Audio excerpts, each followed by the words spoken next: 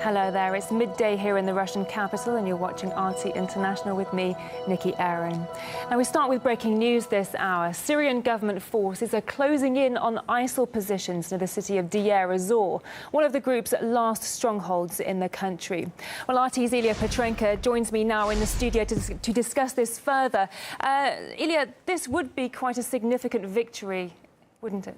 Nikki, good afternoon. Well, first of all, Deir ez-Zor, it is a city that has been under total Islamic State siege for some 3 years, and it looks like this city is closer to being liberated than ever before, because at least according to the Syrian army, they are now some 10 kilometers away from Deir ez-Zor. And if you look at the map, it is clearly visible. Journalists were able to get in touch with the governor of Deir ez-Zor, and he's saying that the Syrian government troops are going to enter the city within 48 hours. So that is a massive relief for the locals. We have already received some pictures of them celebrating. That is, of course, a massive victory for them. You can imagine all the hardships they were going through in these 3 years. And for you to get a picture of that, here's a little video. As ISIS terrorists raided our house, my 13-year-old cousin was staying with us.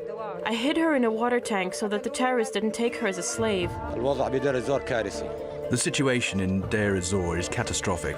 Terrorists from Iraq execute civilians in the streets and leave bodies lying there for up to 5 days. I secretly drove my sons out of the city. Otherwise, ISIS militants would recruit them by force, inject psychotropic substances, and later use them as suicide bombers. Nikki, now just for the strategic understanding, Deir ez-Zor, or the area around the city, is not the last stronghold of ISIL in Syria, but you cannot underestimate the strategic importance of this area if the city is being liberated and if Islamic State is kicked out of the Deir ez-Zor province and the areas around the city. That will mean that the only remaining stronghold, the only major one, is Raqqa, and then Islamic State terrorists will have essentially no other ways to retreat, and they will be encircled in the heart of Syria. And we have already heard from the Russian Defense Ministry that if the battle for Deir ez-Zor is won, this will essentially mean the beginning of an end of Islamic State in Syria. And again, these military advances, these victories have been made possible by a series of successful joint operations by the Syrian government troops and the Russian Air Force. Take a look at some of the victories that have been won.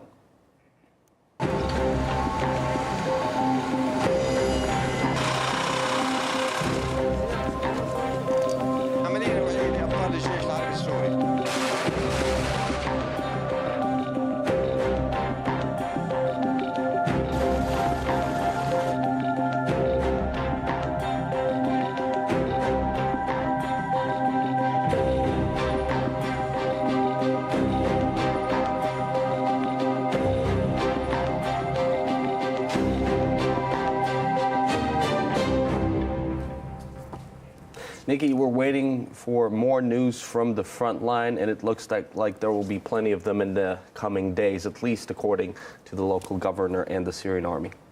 Ilya, ringing in my head just the words you said, the beginning of the end of Islamic State. This really could be a significant victory, and let's hope for the best. Thanks for that, Ilya Petrenko.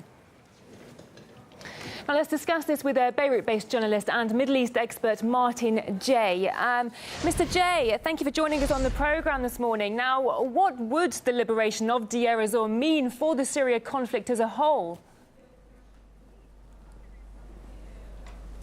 Oh, I think it's an exciting point at the moment, a real turning point in what we've known until this point in the last 6 years as the Syrian war. I think once that the city is taken and the surrounding region is flushed out of ISIS fighters, we can start to really talk about the end of the war and a new chapter for possibly restoring peace in the country. Do you think that we might expect some kind of retaliation from ISIL if it loses more ground?